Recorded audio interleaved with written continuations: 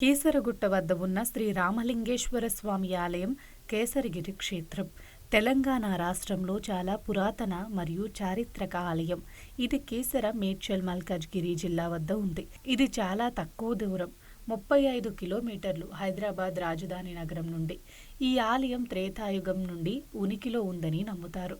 సాంప్రదాయక సాహిత్యం రావణుణ్ణి చంపిన తరువాత రామచంద్రుడు ఈ స్థలాన్ని సందర్శించాడని మరియు ఈ పవిత్ర స్థలంలో 101 శివలింగాలను ఏర్పాటు చేయాలని కోరుకుంటున్నానని తనదనుగుణంగా దర్శకత్వం వహించాడని చెప్పాడు. శ్రీ భక్త హనుమాన్ వారణాసి నుండి 101 శివలింగాలను తీసుకురాబోతున్నాడు. శ్రీ హనుమంతుడు ముహూర్తం ముందు వారణాసి నుండి తిరిగి రాలేదు. శివుడు శ్రీ రామచంద్ర ఎదుట హాజరైనట్లు చెప్పి ప్రత్యేకమైన శుభక్షణంలో నిర్దిష్ట ప్రదేశంలో సంస్థాపన కోసం స్వయంగా వ్యక్తీకరించిన శివలింగం ఇచ్చాడు.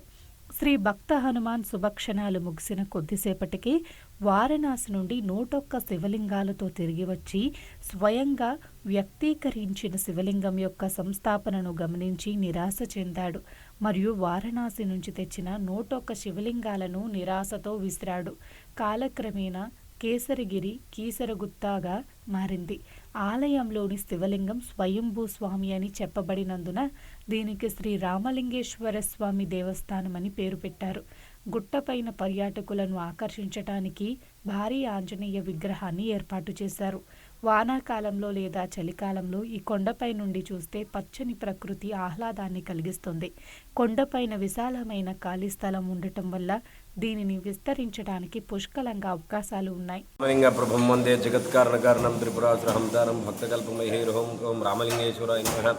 నా పేరు రవికాంత్ శర్మ. ఈ కీసరగుట్ట దేవాలయంలో ముఖ్య అర్చకుడిగా పనిచేస్తున్నాను. ముఖ్యంగా ఈ కీసరగుట్ట దేవాలయం గురించి చెప్పాలంటే ఇక్కడ త్రేతాయుగంలో శ్రీరామచంద్రుడు ప్రతిష్ఠించినటువంటి శివలింగం.